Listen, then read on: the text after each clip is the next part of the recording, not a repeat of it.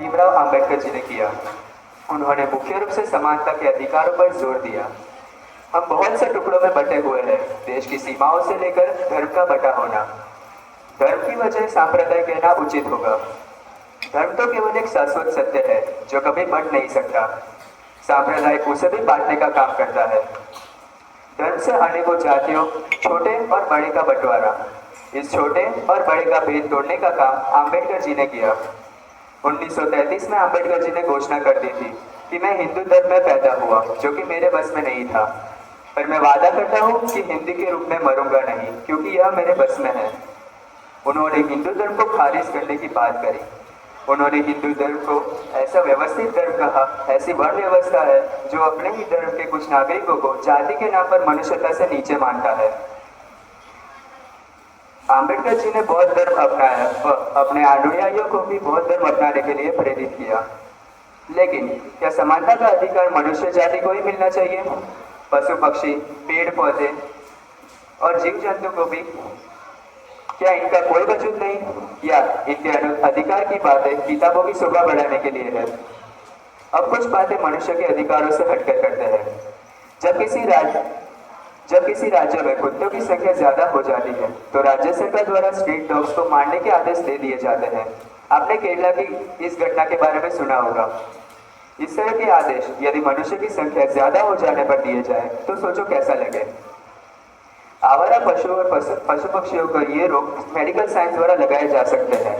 हमें मारने का कोई अधिकार नहीं। किताबों में लिखते हैं जीव हत्या पाप है, पर कुछ जीव के स्वाद के लिए काटे जाते हैं तो कुछ स्वाद के लिए पाल लिए जाते हैं। इस तरह की दोगली बातों को खत्म करें। अगर इंसानियत नहीं है तो बातें बोल देने या लिख लेने से कुछ नहीं होता।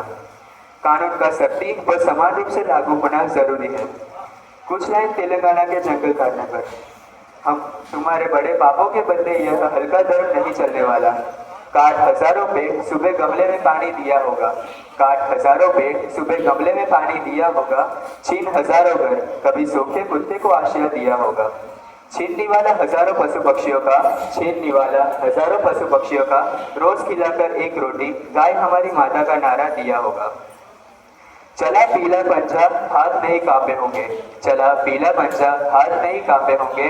अब तो खाली जेब से ही नहीं, दिल से भी खाली ही बनना होगा। फिर मुसीबत में कहते हैं कि भगवान ने किया हमारे साथ ही ऐसा क्यों?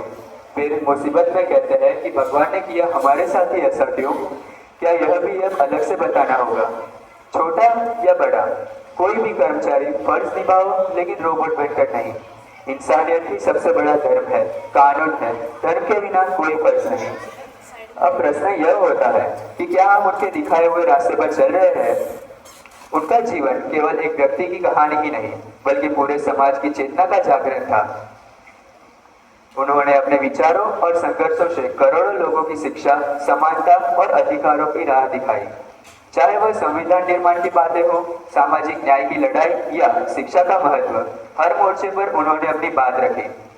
मैं आपसे आह्वान करता हूँ कि अपनी जमीर को जगाओ और अन्याय के विरुद्ध खड़े हो जाओ। बाबा साहेब के दिखाए हुए रास्ते पर चलो। धन्यवाद।